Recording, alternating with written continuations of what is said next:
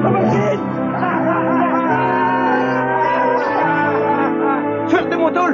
Do you know the Republic Act 6768? Ano yun?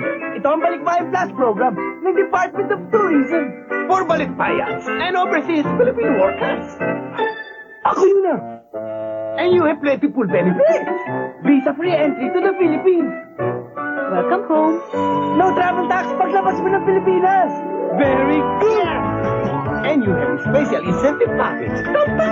Maligayang Maraming salamat po. Ang kagaya ng pasalubong namin, Don't worry. Your debris is just here. And you have $2,000. Bakit natin mabibili dito?